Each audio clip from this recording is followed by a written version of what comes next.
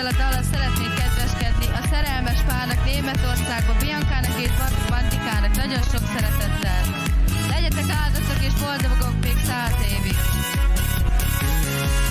Csillagos az ég, mert este van, szomorú a szívem.